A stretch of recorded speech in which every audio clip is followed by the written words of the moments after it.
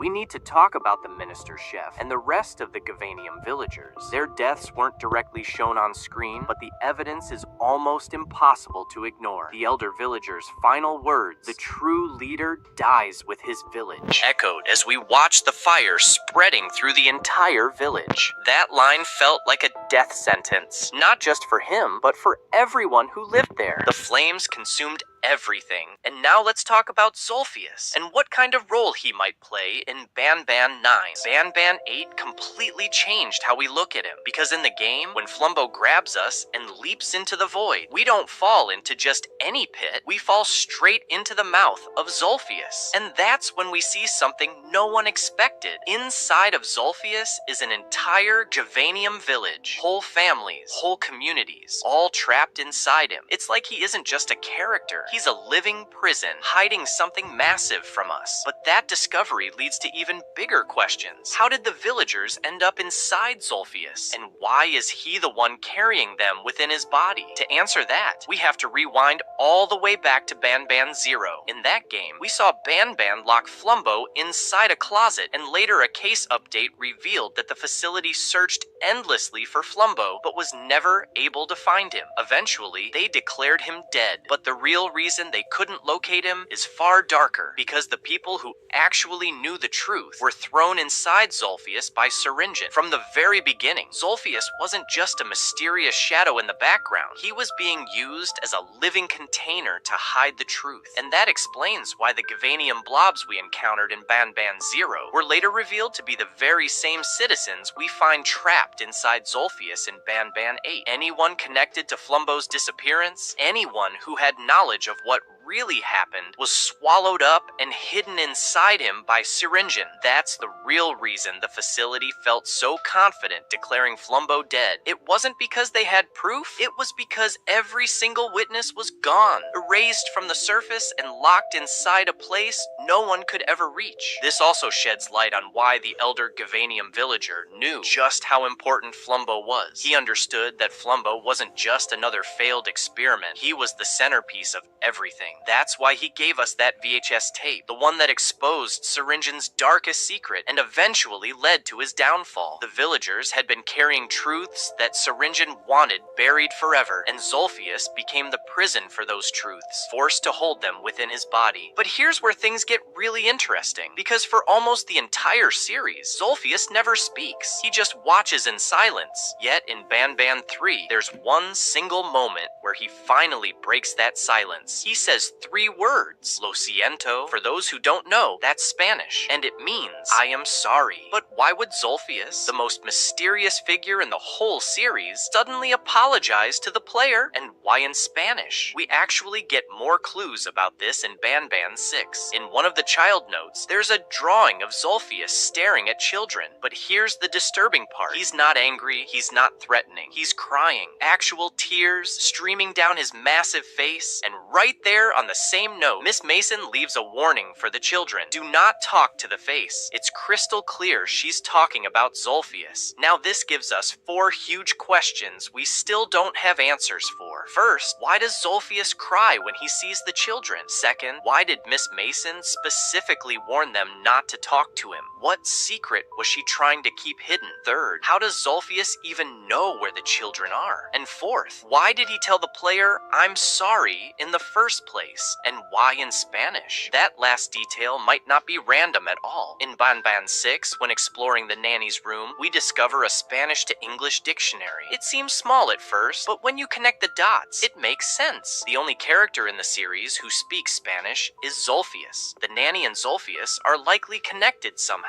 Either way, the fact that Zolphius's only words are in Spanish can't just be a coincidence. And when it comes to the missing children, I think Zolphius knows more than anyone else in the entire series. The child notes strongly suggest he's aware of their location. It even looks like he tried to reach out to them, to communicate. That's probably why Miss Mason was so insistent insistent about not talking to him. But the real heartbreak is this. Why did he say, "I'm sorry" to us, the player? The most logical explanation is that he understands why we're here. He knows we're searching for our missing children, and he also knows how hopeless that mission really is. Maybe he feels the player's pain. Maybe he's even watched countless parents search before us. And because he can't step in, because he can't directly change anything, the only thing he can do is whisper those words, "I'm sorry." That moment completely changes how we see Zolfius. He's not just a monster lurking in the shadows. He's a vault of secrets, yes, but maybe also a witness to everything that's been hidden. Maybe he's been watching all along, not because he wants to hurt us, but because he feels guilty for not being able to help. And here's the final big question. What kind of role will Zolfius actually play in Banban 9? Right now, we only know about the Gavanium village hidden inside him, but who's to say that's all there is? Zolfius is massive. He could be hiding far more secrets, maybe even experiments or truths the facility wanted erased forever. We've only scratched the surface of what's inside him. And here's where things get even more interesting. In the Euphoric Brothers' most recent music video, Zolfius is shown getting darker and darker with each scene. That's not just a design choice, it's a hint. It almost confirms that he's about to take on a much bigger role in Banban 9. But the real question is, will he finally step out of the shadows and reveal those dark truths himself? Or will he remain silent like before, forcing us to piece everything together? The teasers give us just enough to stay curious, but the fact that Zolfius is being shown in this darker, more menacing way is probably setting up something massive.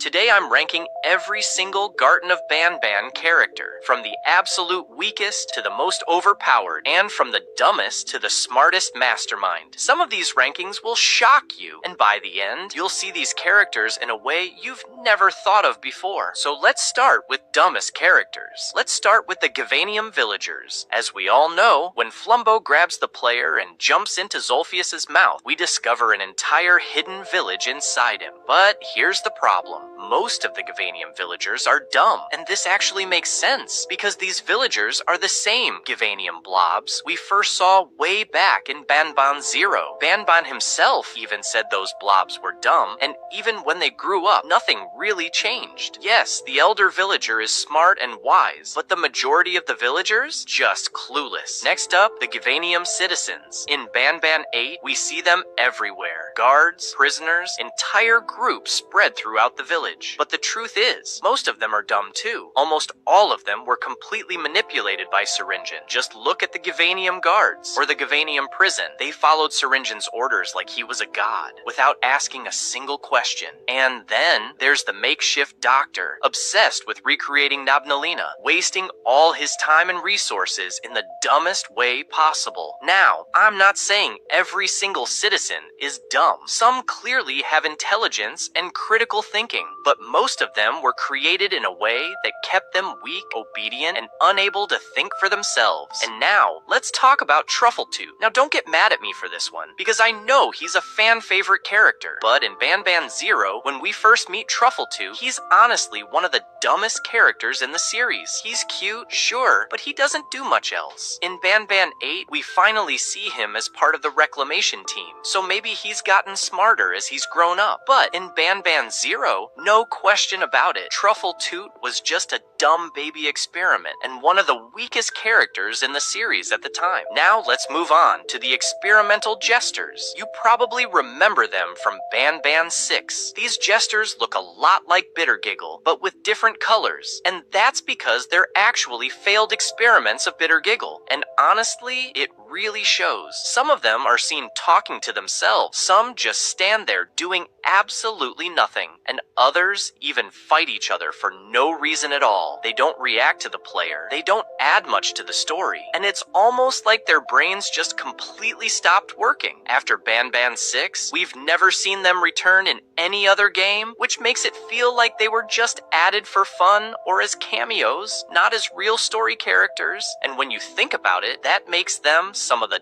dumbest characters we've ever had in the series. Next up, we've got Jumbo Josh. Now, don't get me wrong, Jumbo Josh is easily one of the strongest characters in the series. He's fought multiple enemies, he's gone head-to-head with some of the deadliest monsters, and most of the time, he comes out on top. But here's the problem. He's strong, but he's just not smart. In fact, he's been called too dumb in the games themselves. In Ban 7, inside Brashista's secret room, there's writing on the wall next to Jumbo Josh that literally says, too dumb. And then in Ban 7, after fighting off the entire Nautified army, he picks up Queen Bouncelia's scepter and eats it like it's a lollipop.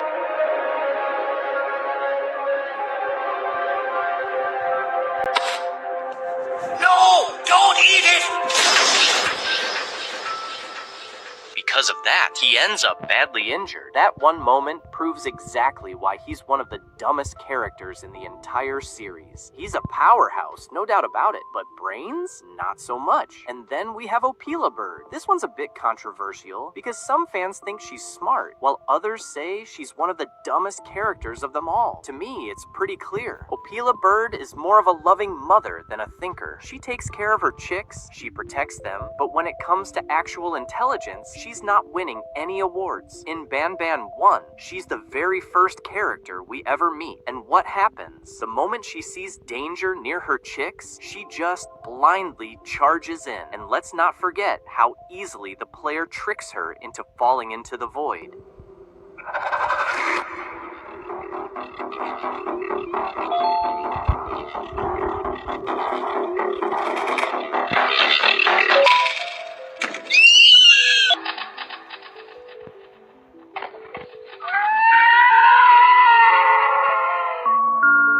That moment made a lot of fans realize, yeah, Opila Bird is definitely not smart. And lastly, we've got Tamataki and Chamataki, the two-headed monsters we first met back in Ban 3. Now, let's be fair, these two are absolute tanks. They're massive, terrifying, and one of the scariest chases in the series comes from them. But here's the issue. They're strong, but they're not smart at all. Their attacks are basic. They rely only on brute force, and they don't show any strategy or intelligence. We can all agree they're powerful, but when it comes to brains, Tamataki and Chamataki are near the bottom of the list. And before we wrap things up, I can't forget about Kittysaurus. Just like Jumbo Josh, Kittysaurus is strong and powerful, but he's also really dumb. We first meet him in Ban 4, and just like Jumbo Josh or even Tamataki and Chamataki, every step he takes literally shakes the ground.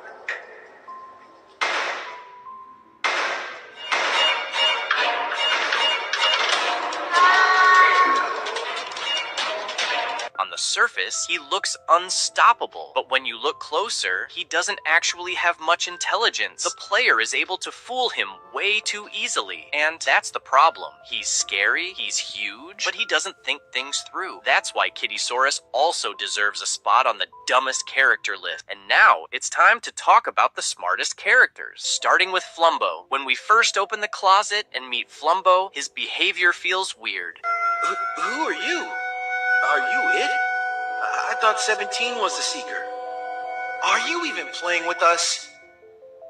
Too bad for you. This spot is already taken. He still thinks he's playing hide and seek, even when Syringan traps him and tries to take his body parts. At first glance, that makes him look dumb. But here's the truth. Flumbo wasn't actually stupid. He was just confused. He had been locked in that closet for years. He had no idea what was happening outside. But the moment the Elder Gavanium told him the truth, Flumbo instantly realized why he was trapped and that he was supposed to be the real star of the facility. That's why I'd give him a solid B ranking. He wasn't dumb, just lost in time. Next up, we have Syringan. Yes, he's one of the main villains, but you can't deny how much of a genius he was. He wasn't just a surgeon. He had the deepest knowledge of Gavanium out of anyone. He literally created most of the mascots inside Ban's kindergarten. He made Ban, he created the Gavanium citizens, and he ruled the facility with an iron fist. Anyone who didn't obey him, he threw in jail. He even used the player and Sir Dadadoo for his own plans. And once he got what he wanted, he locked them away too. Syringin wasn't just smart, he was a manipulative dictator. That's why I give him S rank. And then there's Banban. Just like Syringin, Banban has always been clever, but in a different way. His intelligence shows through manipulation, lying, and trickery. As a kid, he killed Ramamba and tricked Flumbo by locking him in the closet so nobody could find him. Later in Banban 2, he pulled off one of the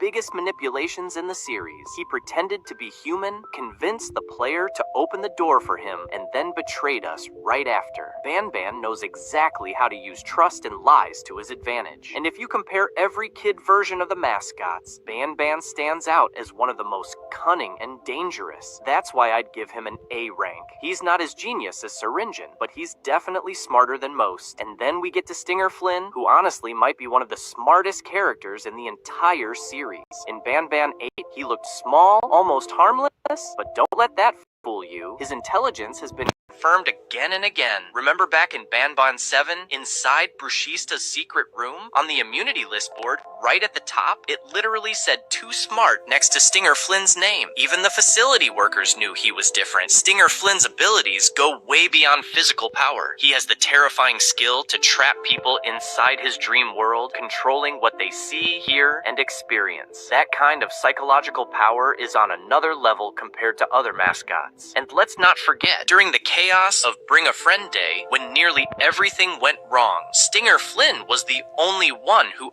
actually managed to save the children. On top of that, he has a special ability that makes him immune to becoming hellish. No matter what happened to others, he couldn't be corrupted in the same way. All of this combined makes him one of the smartest and most valuable characters in the entire series. I'd easily put him at an S rank. He deserves it. Next is Varza. We first met him in Banban 8 when he appeared in the village and immediately chased the player. Even after we managed to defeat him, he didn't actually die. He came back, warning us that no one escapes from his fire. That shows resilience and strategy. He's smart enough to survive when others don't, but at the same time, there's a flaw. For all his strength and intelligence, Varza was still manipulated by Syringin. That weak spot keeps him from being top tier, so I'd place him at a B rank. Dangerous and clever, but not at the same level as Syringin or Stinger Flynn. And finally, Sheriff Toadster. He's one of the most underrated characters when it comes to intelligence. In Banban 4, he single-handedly managed to trap some of the strongest characters we know, including Jumbo Josh, Slow Celine, and even Stinger Flynn. That already shows his tactical mind. And then, in Banban 8, when Sir Dadadoo and the player were planning their escape from the jail, Sheriff somehow knew about it ahead of time. He was waiting, and he successfully captured them both. Well, well, well. Meet your new warden, you cockroaches. You thought you could just simply escape my prison, didn't you? That kind of foresight proves he's a master planner. But here's his flaw. Sheriff Toadster's intelligence is limited by his obsession with the law. He follows rules blindly, no matter if they're right or wrong. I've been enforcing the law for all my life, you fools. And as such, I know my way around criminals a little too well. This makes him predictable because he'll always obey the law above anything else. Still, in terms of strategy and execution, he's far above most characters. I'd rank him at an A tier. Not perfect, but still one of the smartest in the kindergarten. And then we have Queen Bouncelia. Let's take a moment to really talk about her, because she's not just another mascot, she's one of the most important and intelligent characters in the entire series. Unlike most of the other creatures in Banban's kindergarten, Queen Bouncelia actually understands the player's true purpose. In Banban 4, when we enter her kingdom, she doesn't immediately treat us as an enemy or a prisoner. Instead, she realizes we're there for one reason only: to find our missing child. That level of awareness sets her apart from almost everyone else. But what really makes Queen Bouncelia stand out is her knowledge of the Queen's scepter. She's one of the only characters in the entire kindergarten who seems to truly understand its power. While others might see it as just a weapon or a symbol, she recognizes it as something far more important, something tied deeply to the foundation of the facility itself. And considering how often Gavanium is connected to the scepter, it's very likely that she knows far more about Gavanium than almost anyone else. That kind of wisdom puts her on a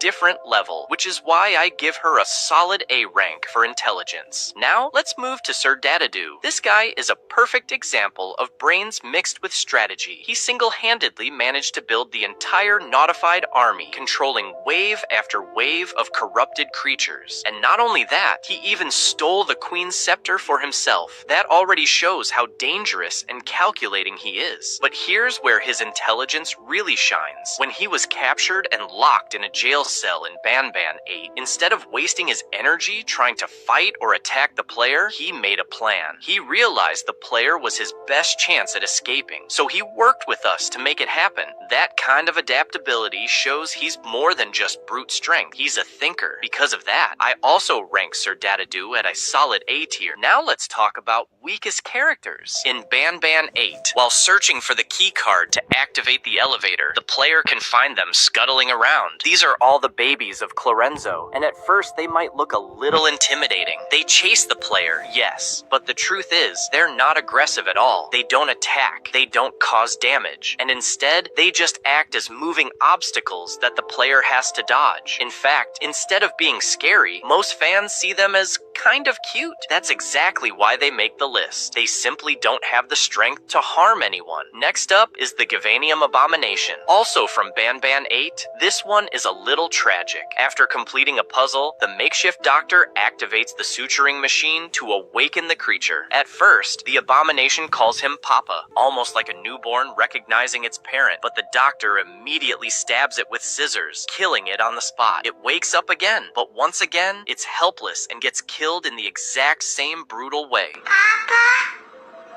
You don't look like her. Papa? Just... can you say anything else? Papa!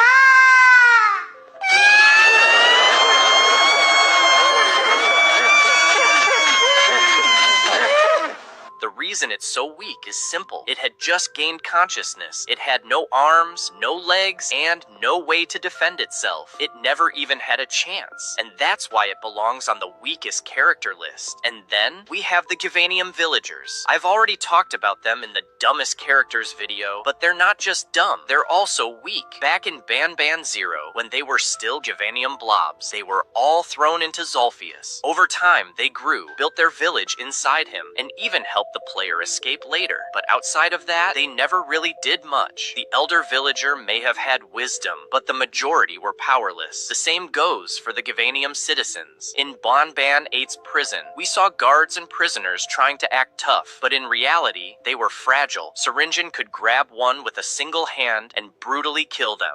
Privileged to be part of my operations. You'll die as part of something greater than yourself. Not some loser that nobody will remember.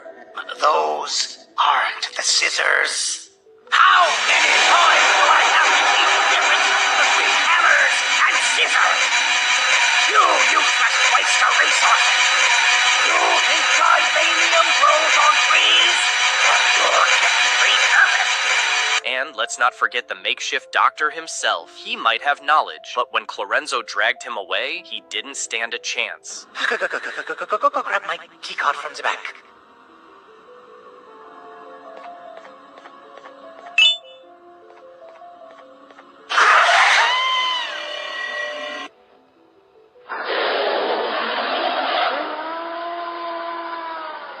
All of this shows that the citizens and villagers were designed to be weak, unable to resist or fight back. And then we have Truffletooth. Out of every character in the series, Truffletooth is easily one of the cutest. That glowing blue light, the tiny little face, the way he waddles around, it's almost impossible not to like him. But when it comes to strength, he has nothing to show. Truffletooth was never designed for combat. He wasn't meant to fight, he wasn't meant to protect, and he definitely wasn't meant to be scary. Instead, many fans believe his true purpose was simply to entertain children, to keep them calm inside the kindergarten, and to act as a comfort mascot. That blue glow isn't a weapon, it's more like a soft nightlight for kids who are scared of the dark. And that right there proves the point. Truffletooth isn't just weak, he's completely harmless. As cute as he may be, when we talk about combat and survival, Truffletooth has absolutely no chance, which is exactly why he earns his place on this weakest characters list. Next up, Mr. Kebab Man. Now, this is a character that many fans laughed at the first time they saw him. He appeared back in Banban 3, and right away, it was clear that this guy had no survival instincts at all. His body design is awkward. He doesn't have proper hands, he doesn't have proper legs, and he looks like he was put together just to serve as an assistant inside the kindergarten rather than a fighter. He seems like the kind of character who was created only to help the doctors and scientists to move things around or to just stand in the background. And if you think I'm exaggerating, let's go back to Banban 4. There's literally a scene where Banban carries Mr. Kebab Man on his shoulders. And the funniest part, Mr. Kebab Man doesn't resist. He doesn't fight back. He just sits there like a piece of luggage waiting to be carried away. That moment alone proves everything. He has no strength, no fighting ability, and no instinct to survive. If you ask me, that makes him one of the weakest characters in the entire series, without a doubt. And finally, we have the Gavanium Infants. These tiny creatures are some of the weakest characters in the entire franchise. They look almost identical to the Gavanium blobs from Banban 0. The same round body shape, the same helpless movements, the same fragile nature. Some fans even call them the little brothers of the blobs. And the truth is, they're not fighters at all. They don't resist, they don't fight back, and they definitely don't protect themselves or anyone else. And now it's time to talk about the strongest characters, starting with Flumbo. At first glance, Flumbo might look like just a normal creature, but that changes the moment he turns into his hellish form. Hellish Flumbo is easily one of the most powerful characters we've seen, and in the ending of Banban 8, his battle with Hellish Banban proves it. Neither of them won. That alone shows us just how strong Hellish Flumbo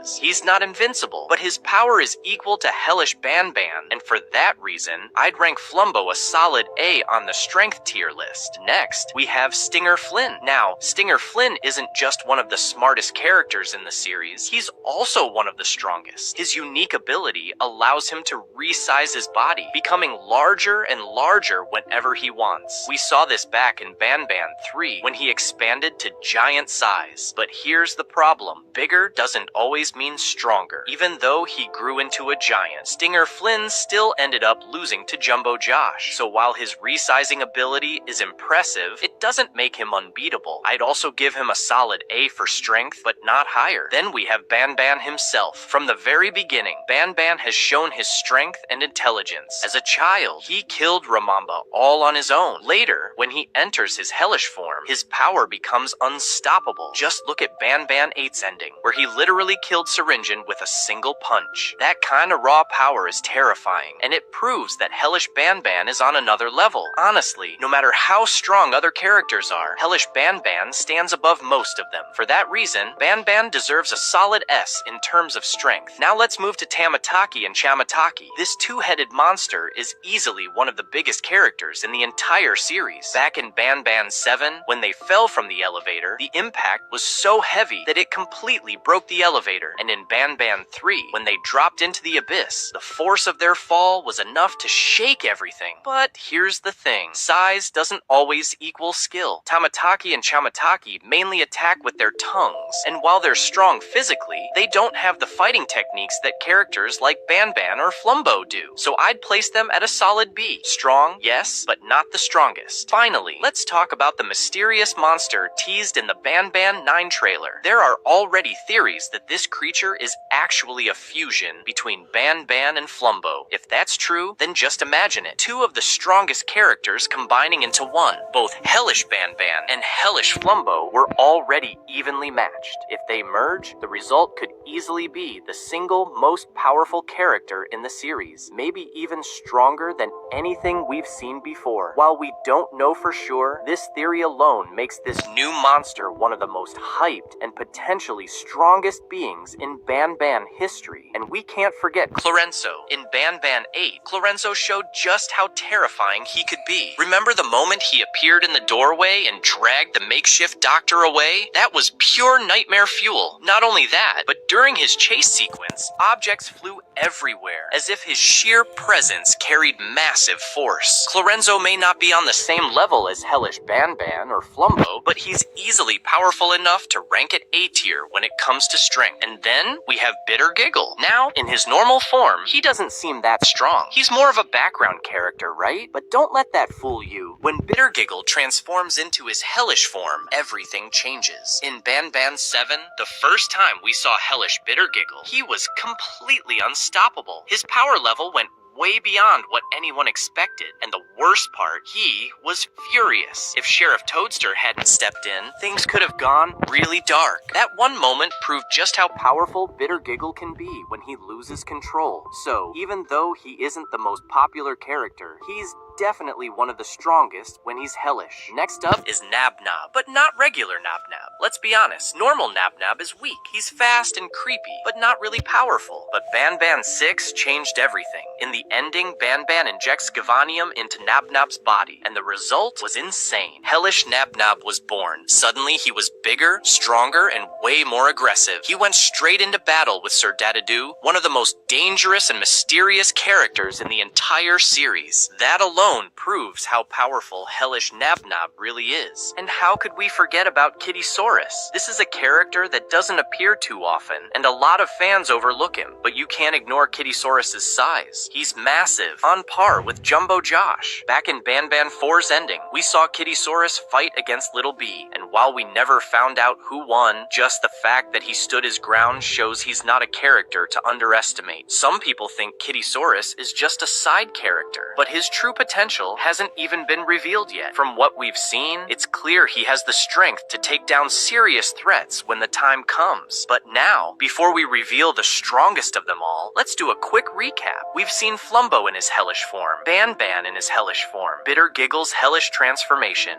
Nabnab's hellish form, Kittysaurus, and even Stinger Flynn. All of them are powerful in their own ways, but none of them can compare to one character, the true king of power in the Garden of Banban universe, Jumbo Josh. Yes, Jumbo Josh is, without question, the strongest character we've seen so far, and here's why. First, he fought the entire notified army alone and won. That battle alone proved how unstoppable he really is. Then, he defeated Sir Dadadoo, one of the most cunning characters in the entire series. And if that wasn't enough, Jumbo Josh grabbed Stinger Flynn, who had made himself mad. Perfecto.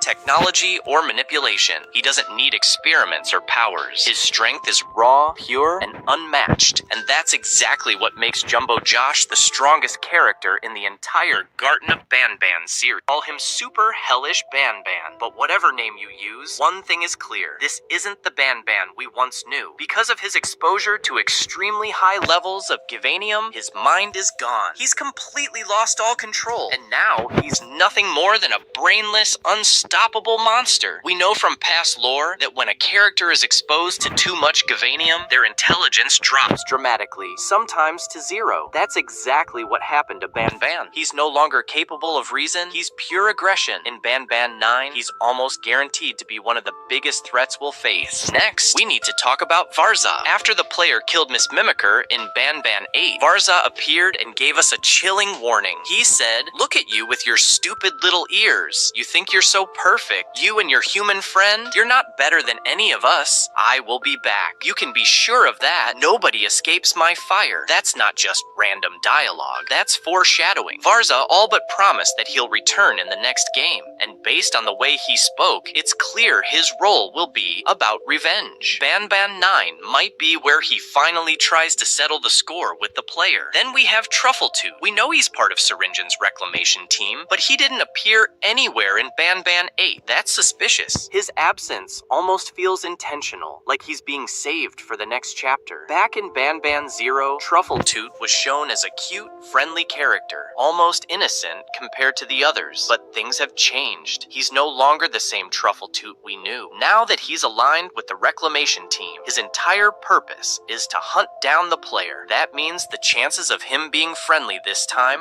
are extremely low. In Ban 9, we might see a darker side of Truffletoot that no one was expecting. And then there's Sheriff Toadster. Ever since Ban 4, he's been a recurring character with a pretty big role. In Ban 4, he acted as a guide. In Ban 7, he even saved us from Hellish Bittergiggle. But things shifted in Ban 8.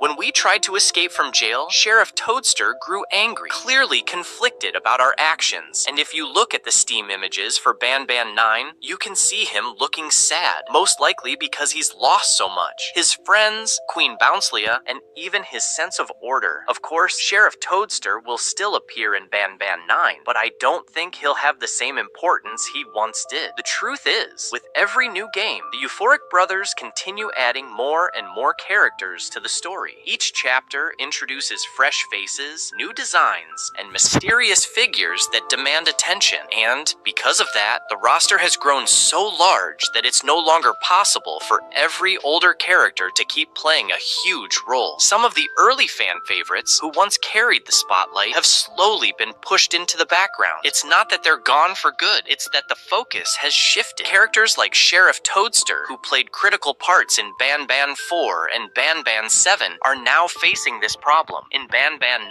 he'll still appear, but the chances of him being a central figure are low. The spotlight is moving toward new creations, new villains, and new mysteries. That's the pattern of the series. Older characters remain part of the world, but their presence fades as the Euphoric Brothers prioritize building the next wave of monsters. And then we have Jumbo Josh. In Ban 8, we only saw him lying on the ground, badly injured. But despite how hopeless he looked, he's still alive. In fact, if you look at the Steam images for Ban 9, he appears again, still wounded and unable to move. That alone proves that he hasn't been written off yet. The question is, what role will he play going forward? Maybe in Ban 9, we'll finally get a mission to help or save him, possibly even restoring him back to his old self. Or maybe his suffering will continue and he'll remain helpless until another character steps in. Either way, Jumbo Josh is far from gone, and his presence in Ban 9 is guaranteed. Next, let's talk about Stinger Flynn. He's one of the only characters who has appeared in almost every single Ban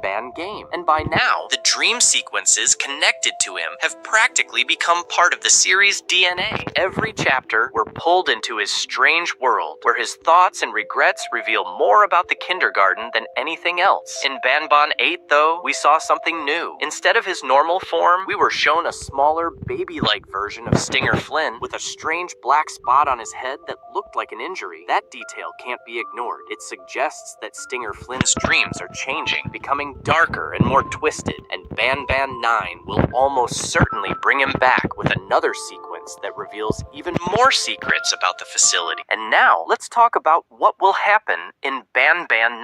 The story picks up right where Ban 8 left off, but this time we're going further down than ever before. This isn't just another secret floor or forgotten hallway. It's the abyss, the lowest, most cursed part of the entire kindergarten. This is where the most unstable experiments were dumped, where failures were locked away, and where the darkest secrets of the facility have been buried for years. Even the Steam page warns us with that chilling line: the deeper you go, the less of yourself comes back. And if we look at the series pattern, the deeper we go, the more dangerous the experiments get. On the ground floor, we had simple mascots like Opila Bird and Jumbo Josh. By floor -1, things escalated with Ban, Banbalina, Nab, and even Zolfius. Then by floor -3, we were facing Stinger Flynn, Tamataki, and Chamataki, and Nabnalina, monsters that were way more unstable. So the pattern is obvious. The further down, the worse it gets. And since Ban 9 takes us into the abyss itself, the lowest point of the entire kindergarten, we can almost guarantee this is where the scariest, most unstable characters in the whole series will finally appear. Now let's talk about Brishista, because she's already confirmed to play a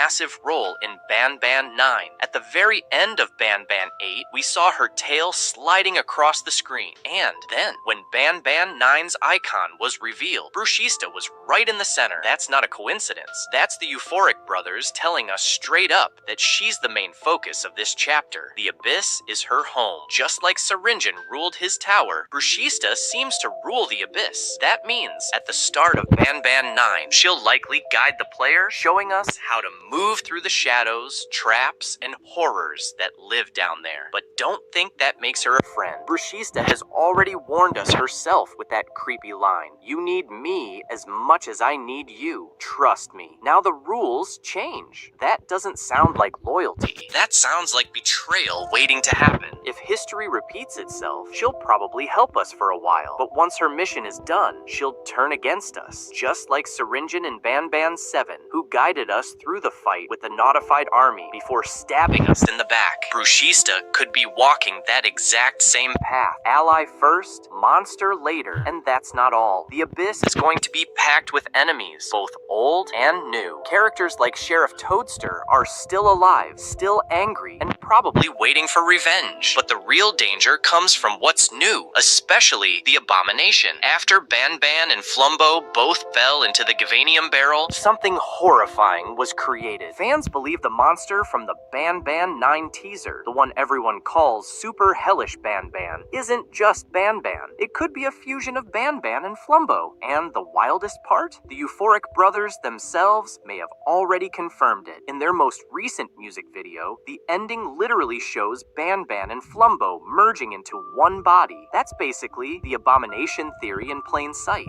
And if that wasn't enough, that same music video teased Zolphius too. He was shown getting darker and darker, hinting that his role in Ban Ban 9 is going to be more sinister than ever before. Now let's move over to gameplay. The flashlight and the remote from Ban Ban 8 are definitely coming back, but we know the Euphoric brothers love upgrading mechanics each chapter. In Ban Ban 8, we got the remote 3.0 with new abilities, so it wouldn't be surprising if Ban Ban 9 introduces something even stronger. And since Bruschista is such an important character, maybe she'll be the one to hand us a brand new remote 4.0, just like Syringin did before. With the Abyss being darker and more dangerous than anything we've seen, it makes sense we'll need upgraded tools to survive. Of course, with a new setting comes brand new puzzles. Ban Ban 8 already introduced a wider variety of puzzles that tied directly into the horror atmosphere, so we can expect Ban Ban 9 to push that even further. But it's not just about puzzles this time, it's about survival. The developers have made it clear the Abyss is unforgiving, which means the puzzles might not just challenge our brains, but test our ability to stay alive under constant threat. And here's where things really get interesting. Ban Ban 9 could finally answer the biggest mystery of the series. What happened to the missing children? Remember back in Ban Ban 2, Ban Ban himself warned us with that chilling line, someone else has your children, someone far stronger, who resides deep in the Abyss. You're here for your children. I too am working towards saving them, if you can believe it. But someone else has them. Someone far stronger than you and me both, that resides deep in the Abyss.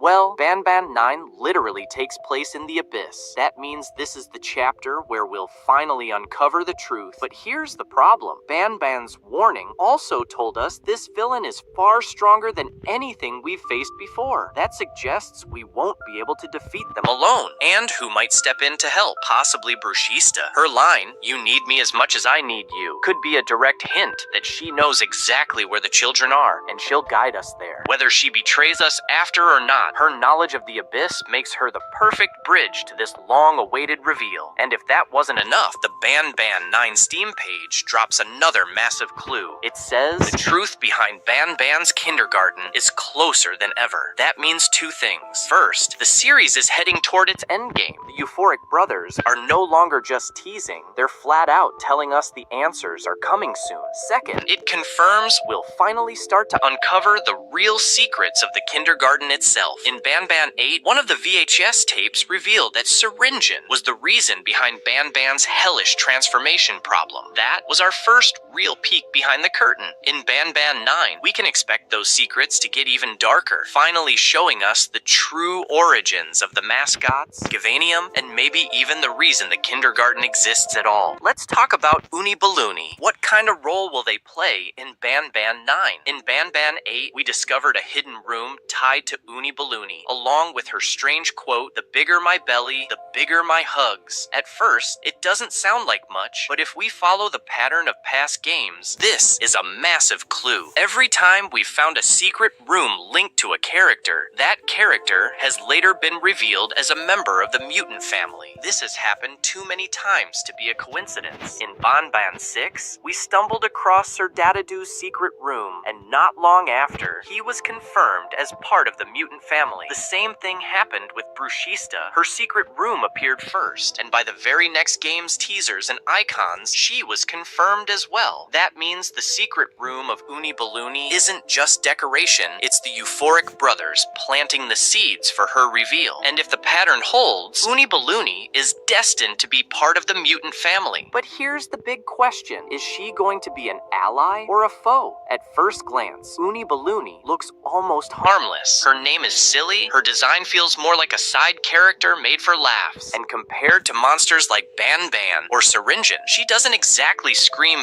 threatening. But don't be fooled by appearances. Every single member of the mutant family has turned out to be dangerous, unstable, and tied to the darkest parts of the kindergarten. Look at Syringan. He wasn't just creepy, he ruled the entire kindergarten like a dictator, locking up anyone who didn't obey him. Or Sir Dadadoo, who went so far as to build a full-blown notified army to enforce his power. Zolphius might be the most mysterious of all, carrying an entire Gavanium village inside him. And then there's Ban Ban himself, who snapped so violently that he literally killed Syringan the moment the truth came out. So when you think about it like that, the mutant family is no joke. They aren't just background characters. They're the most dangerous and unpredictable ones in the entire series, which makes Uni Balloony's goofy design even stranger. Why does she look so silly if she's tied to such a powerful and terrifying family? The answer might be hidden in the idea of failed experiments. Most of the mutant family members were incomplete, unstable, or forgotten experiments that weren't meant to survive. Uni Balloony could be exactly that, an experiment that was supposed to be made for children's entertainment, but ended up failing in terrifying ways. Maybe her design was meant to look funny and safe, but underneath, she's as unstable and dangerous as the rest. And if that's true, don't expect Uni Balloony to be friendly at all. She could turn out to be just as threatening as Syringan, Sir Dadadoo, or even Ban Ban himself. And before we solve the mystery of whether Uni Balloony knows where the missing children are, let's take a step back and look at how the developers themselves have been building her up. In the past few weeks, Geppo has been sending out messages that simply repeat one name, Uni Balloony. Not once, not twice, but over and over again, more than 10 times.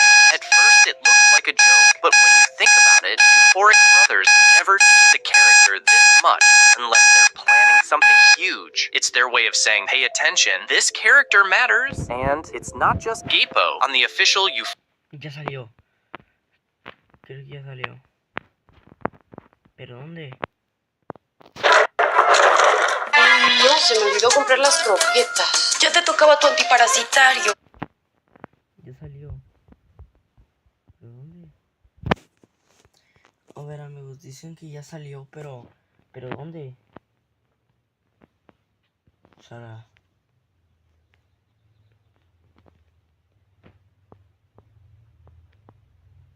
Ah, ya. Ah, ya. Ya se estrenó. Ya se estrenó, güey. Vamos a verlo. A ver.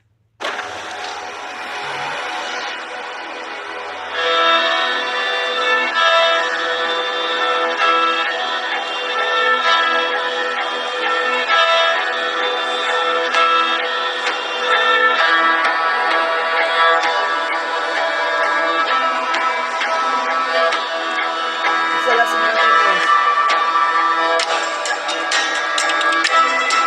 ¿Ese libro?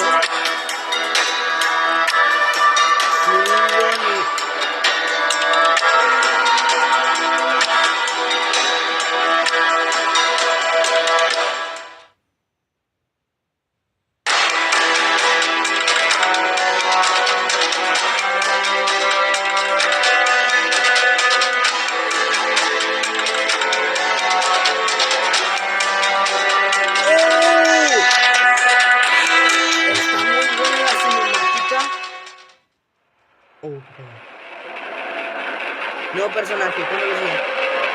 Nuevo personaje, claro que sí.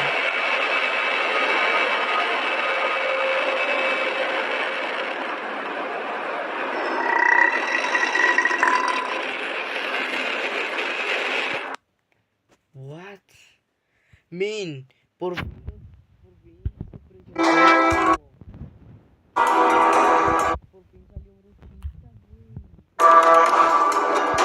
Pero me quiero ver la cara, güey. ¿Cómo se ve? No manches, güey, salió Bruchista. Mira, sí vi Bruchista, güey. No, el Cárcel de Obama 9 va a ser el mejor capítulo del mundo.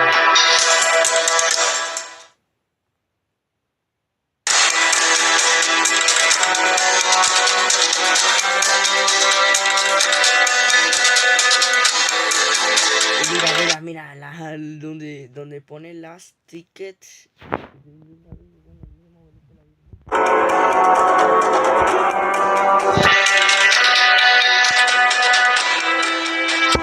Me pregunta, no le entendí a esto de aquí. Esto de aquí no le entendí. Si alguien me pregunta, no le entendí.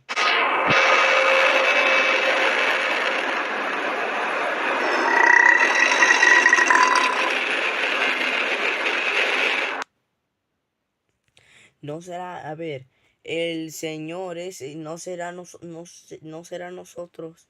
O sea, el jugador no será nosotros.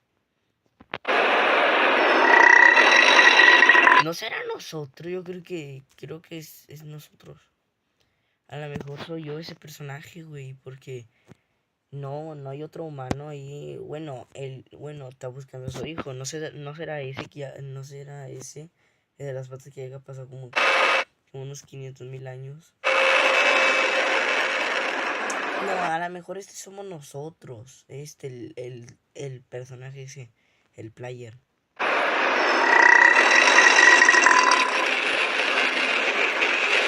No manches.